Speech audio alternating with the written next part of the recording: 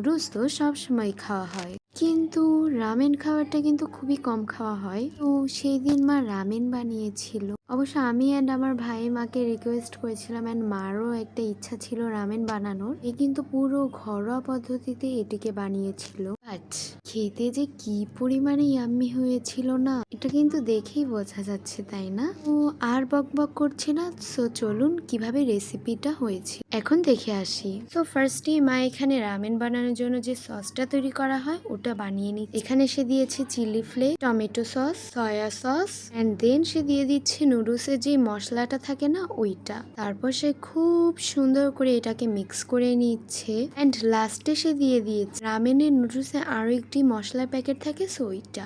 তারপর সে ভালো মতো মিক্স করে আরেকটি স্টেপে চলে গিয়েছে।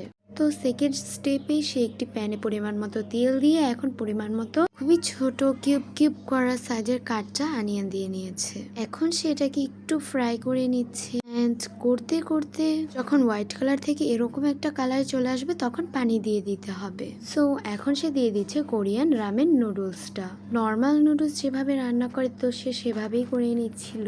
তো ভালো করে নাড়িয়ে এখন সে একটি ঢাকনা দিয়ে আবারও নাড়িয়ে নিয়েছে। এখন কিন্তু নর্মাল নুডলসের মতো এটা হয়ে গিয়েছে। সো এখন সে দিয়ে দিয়েছে ওই যে প্রথমে যে একটি সস তৈরি করেছিল না ওইটা। সো ওইটা দিয়েও কিন্তু কিছুক্ষণ রেখে দিতে হবে, অ্যান্ড দেন সে দিয়ে দিয়েছে এগ, অ্যান্ড যেটা কিন্তু দেওয়াই লাগবে, না দিলে ভালো লাগে না। তো এখানে সে হচ্ছে আরো কিছু ক্যারোটস দেন কোরিয়ান্ডার এগুলোকে একটু কেটে দেন আশেপাশে সুন্দর করে সাজিয়ে দিয়ে দিয়েছে।